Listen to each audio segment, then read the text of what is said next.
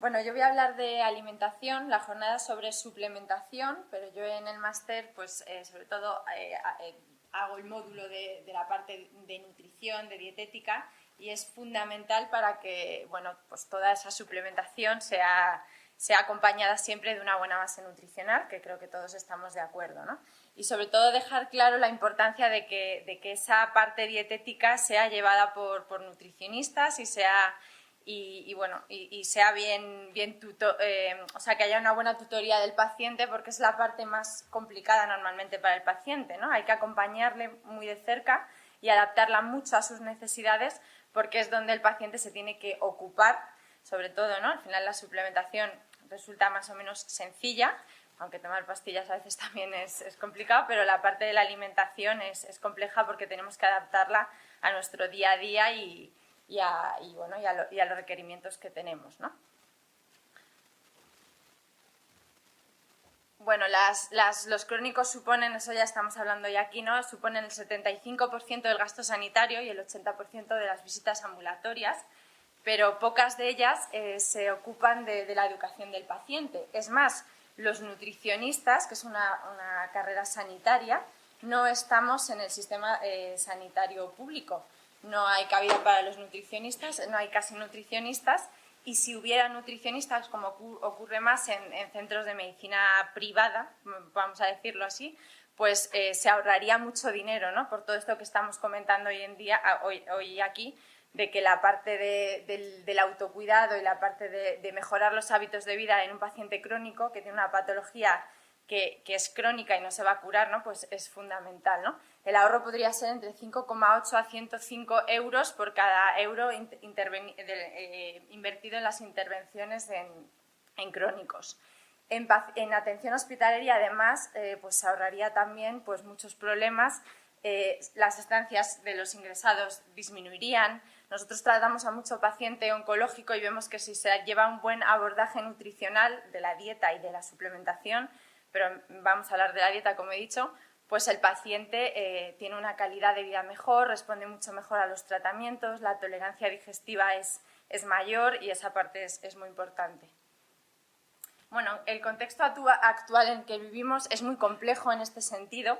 Es más, cuando el paciente viene a la consulta de nutrición y se le propone un cambio, normalmente se quedan sorprendidos porque el propio sistema sanitario, los propios médicos muchas veces esta parte no la tienen en cuenta, ¿no? No les proponen al paciente crónico, por ejemplo, volvamos a un paciente oncológico, lo normal es que les digan que pueden comer de todo, que el problema, o sea, que lo importante es que no pierdan peso y que no tienen que abordar el cambio nutricional, que no es necesario, ¿no? Hasta los pacientes se sorprenden, pero esto es así, hay poca conciencia social todavía, aunque esto está cambiando, y hay poca conciencia sanitaria.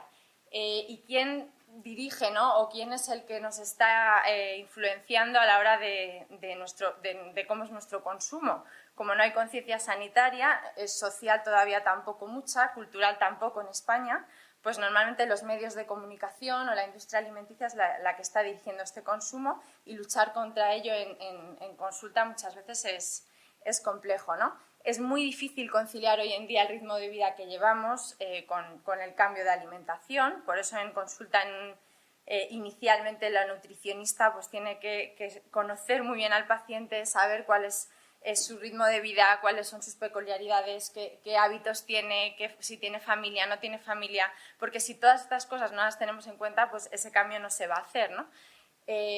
La sociedad, como hemos dicho ahora mismo, pues está envejeciendo mucho, hay mucha patología crónica, esto hace que haya más crónicos y sin embargo, pues en medicina prima la urgencia, ¿no?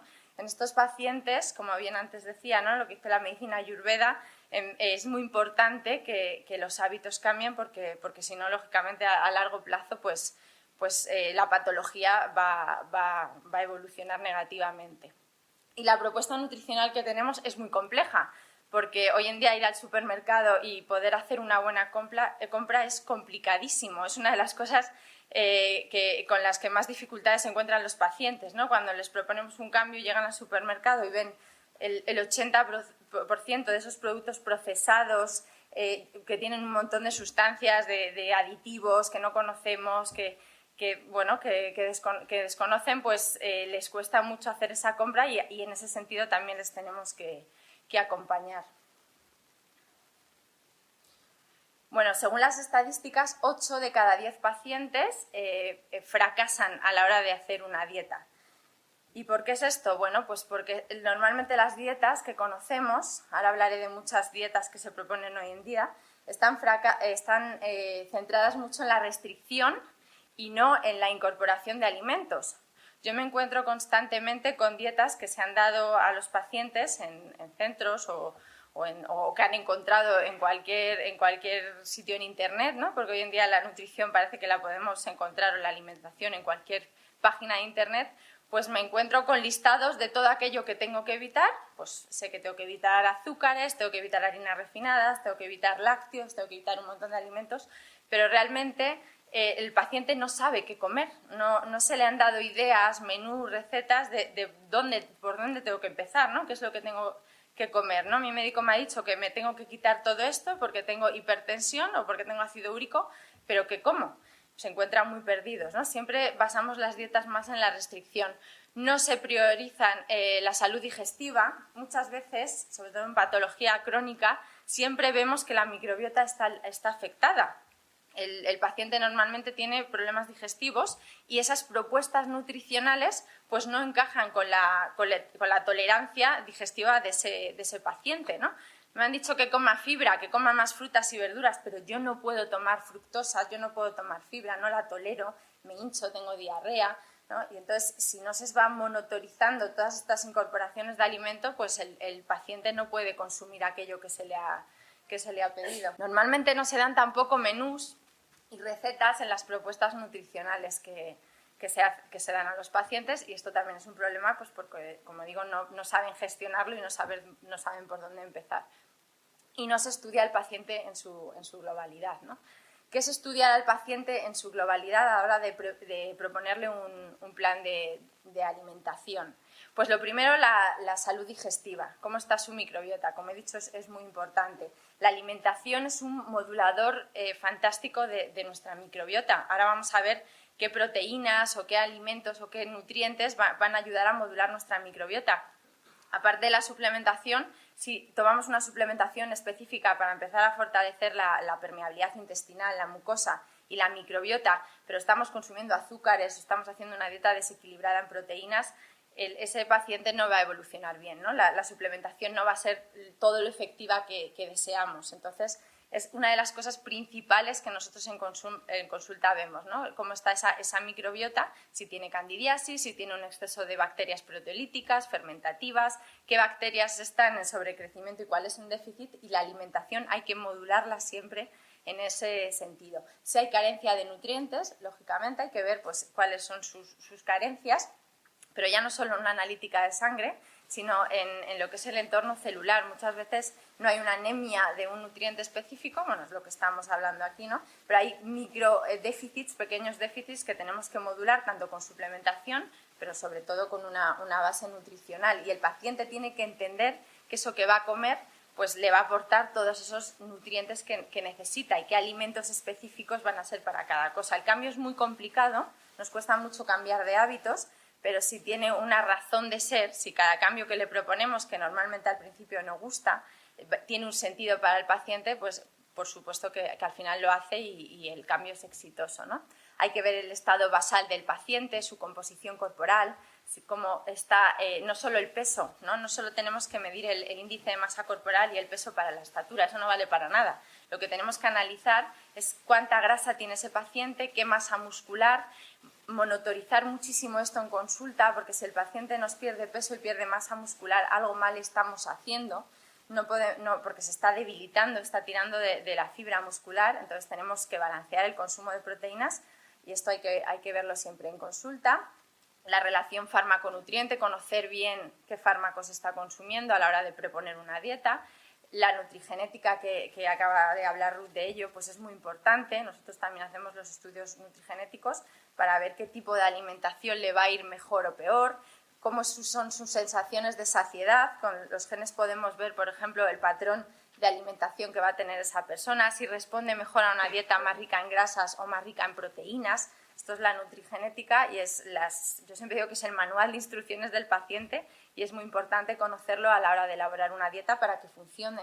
La cronobiología, tanto los ritmos circadianos que tenemos todos de manera natural, como los ritmos que están condicionados por el estilo de vida del paciente. Si el paciente te viene, por ejemplo, trabajando a turnos, pues vas a tener que adaptar la alimentación a esos turnos que tiene, ¿no? Aunque no sean lo más saludables, pero hay que adaptarlo.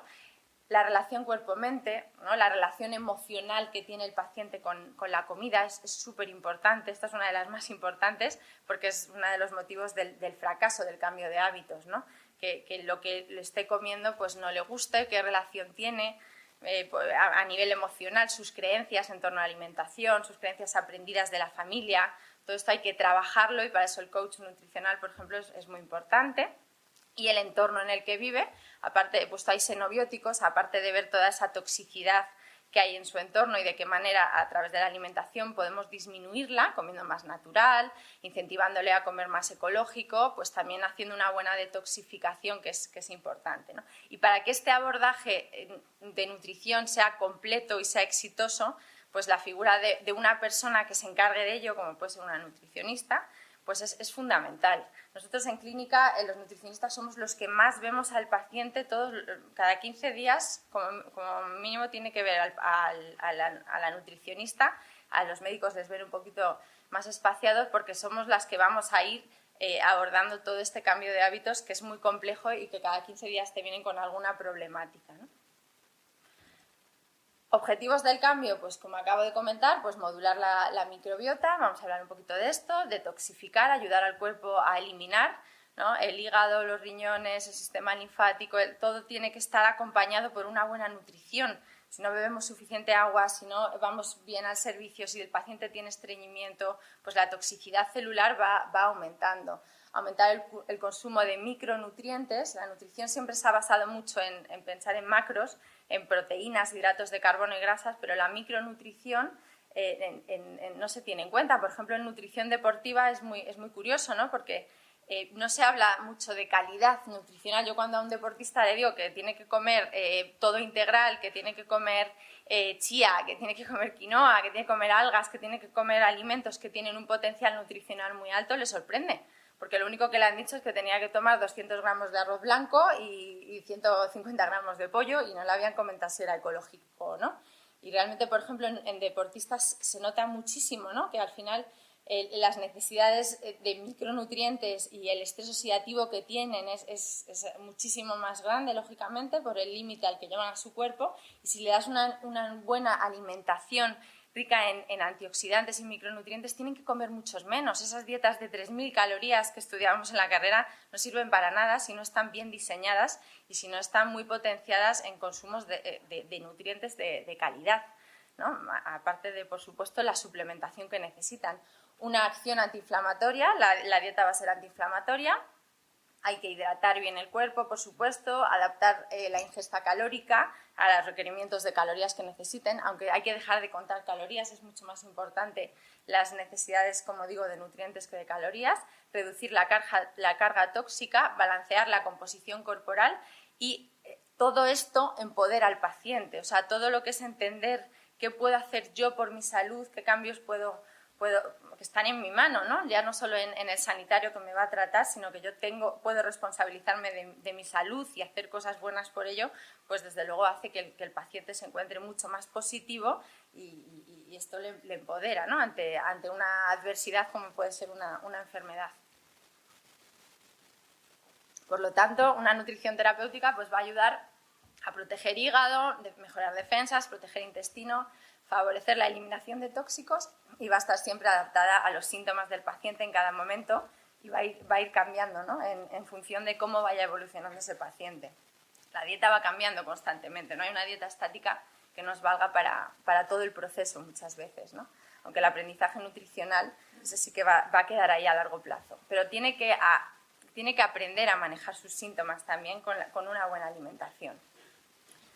¿Y hay una sola dieta que valga para esto? Pues no hay una sola dieta. Los nutricionistas estamos constantemente estudiando distintos tipos de abordajes nutricionales y de dietas que tienen una función terapéutica en un momento determinado, pero que no nos vale para un paciente. No hay una dieta para una patología en concreto, hay dietas para pacientes, porque estamos tratando personas que tienen una complejidad, lógicamente. Por ejemplo, por poner un ejemplo, ¿no? Cuando viene un paciente con un sobrecrecimiento bacteriano, la típica dieta que se les da es la dieta de los FODMAPs. Pues la dieta de los FODMAPs no funciona, es una dieta sin azúcares fermentables, quita síntomas, pero si no hemos valorado si ese paciente tiene una candidiasis, entonces tendríamos que hacer una dieta, además de baja en azúcares fermentable, que sea específica para la candidiasis. Además te viene con hipotiroidismo, entonces tiene que ser una dieta también que elimine alimentos que sean bociógenos, tiene que tener los nutrientes que necesite nuestro tiroides, ¿no? Para funcionar. Entonces, por eso digo que no hay una sola dieta que valga para todo el mundo, sino que tenemos que valorar diferentes estrategias y ver en cada momento, ¿no? Pero la base sí que tiene que ser un plan antiinflamatorio, porque eso sí que nos va a ayudar en general a prevenir enfermedades y a que el estado basal sea óptimo, más luego todas estas peculiaridades que pongo aquí que tienen que tenerse en cuenta. Bueno, como he dicho, en la consulta es muy importante que monitoricemos el estudio de la composición corporal. Aquí he puesto un ejemplo de muchos estudios que se han hecho en un paciente. Arriba vemos la gráfica del peso corporal, luego en verde la masa muscular y luego la grasa corporal. Bueno, pues esta gráfica ha ido muy bien porque hemos visto que aunque haya perdido peso, todo el rato ha estado perdiendo grasa corporal y no músculo, ¿no? No siempre ocurre así, y si ocurre así, pues hay que ir haciendo cambios en la dieta, ¿no? Pero esto es muy importante y siempre debe tenerse en cuenta. Para esto nosotros utilizamos una impedancia bioeléctrica que va midiendo las distintas resistencias de los tejidos al paso de la energía y te hace un estudio como este, ¿no? También se pueden coger perímetros, pliegues, hay muchas maneras de verlo. Entonces, una dieta antiinflamatoria, que como digo va a ser un poco la base, ¿no? del cambio de hábitos o donde tenemos que trabajar. ¿Qué es una dieta antiinflamatoria? Bueno, pues una dieta antiinflamatoria va a ser aquella que asegure un equilibrio entre grasas proinflamatorias y antiinflamatorias. No me va a dar tiempo a explicar todo esto, pero bueno, son los omega 3 y los omega 6, que creo que la mayoría de aquí lo conocemos. Los omega 3 tienen una función antiinflamatoria y los omega 6, que los consumimos mucho hoy en día en nuestra alimentación, sobre todo en productos procesados. La carne, que ya no se alimenta de pasto, tampoco tiene omega 3 y tiene mucho más omega 6, el ácido araquidónico, pues está muchísimo más aumentado en nuestra alimentación el omega 6 que el omega 3 y esto tiene que estar balanceado a partes iguales para que no haya un estado proinflamatorio en nuestro cuerpo. Tiene que mantener la glucemia estable, las subidas y bajadas de glucemia también producen inflamación, ¿vale? Tenemos que evitar azúcares, harinas refinadas, todo aquello que vaya a producir alteraciones en la glucemia, en nuestra glucemia, muy rica en antioxidantes, natural, con muchos crudos, si los toleran bien, por supuesto, y si no tenemos que buscarnos la manera de que puedan consumir alimentos más en crudo para que no, porque cuando los cocinamos pierden muchos de sus antioxidantes, lógicamente, que sea depurativa y reguladora del intestino. Como esto es un estudio sobre dieta antiinflamatoria, cómo puede ayudar a reducir marcadores inflamatorios, pero es todo el contexto de una dieta antiinflamatoria, que es lo que acabo de comentar.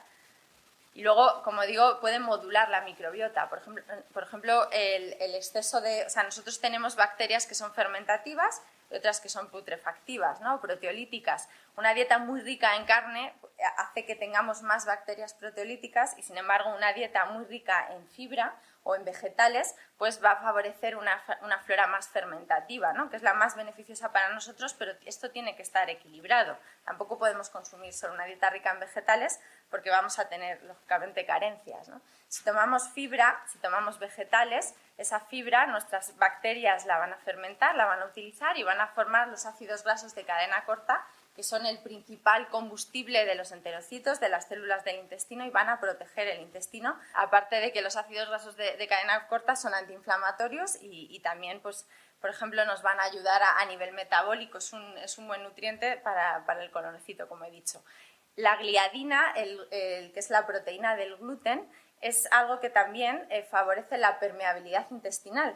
¿Vale? Va a ayudar a que el intestino pueda estar más permeable porque actúa sobre la zonulina, que es una proteína que actúa sobre la permeabilidad intestinal. De esto hay estudios, pero también lo que quería comentar es que no todo el gluten es igual. Hoy en día se quita el gluten a todo el mundo, a mucha gente, en patología crónica es algo muy común, pero sin embargo tenemos diferentes tipos de gluten en función de los cereales que consumimos.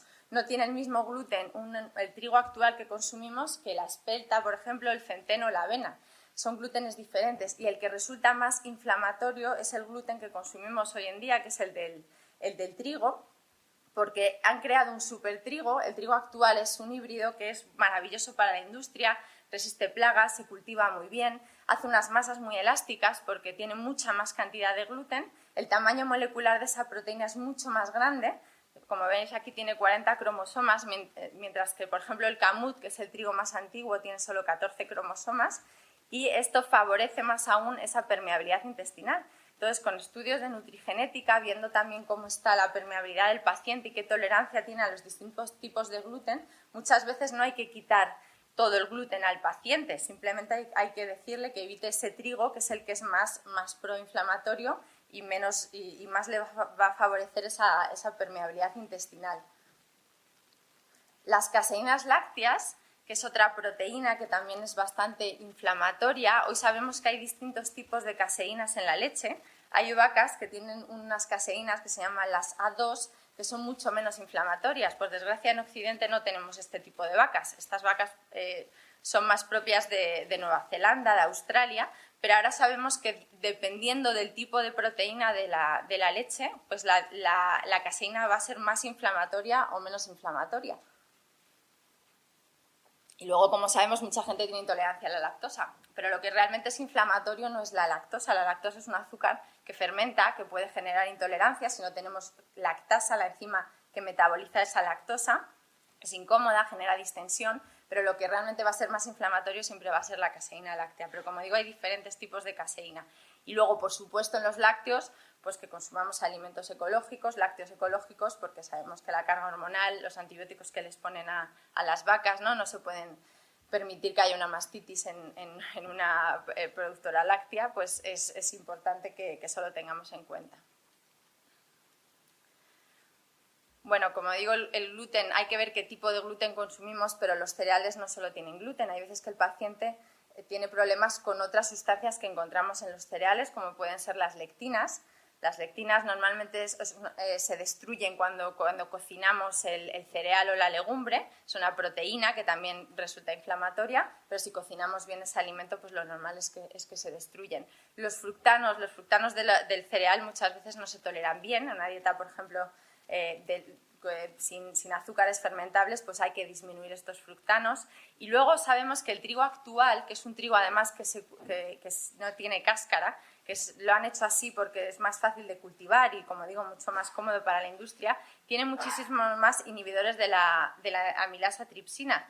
Y esta enzima también puede resultar muy inflamatoria para el intestino, ¿vale? Entonces, por eso es otro de los motivos, además del tipo de gluten que consumimos, por los que el gluten del trigo actual pues es algo que nos puede inflamar, ¿no? Todo esto hablando del intestino y de la inflamación en general. O sea, aparte de las bases de una dieta antiinflamatoria, todas estas proteínas también resultan inflamatorias y es importante tenerlas en cuenta. Aunque, como digo, este cambio suele resultar de lo más complejo porque quitar trigo y lácteos en la sociedad actual pues normalmente es un cambio difícil. Bueno, el azúcar e inflamación. Esto es un estudio de que el azúcar efectivamente aumenta los marcadores inflamatorios en personas que habían consumido bebidas gaseosas ricas en azúcares.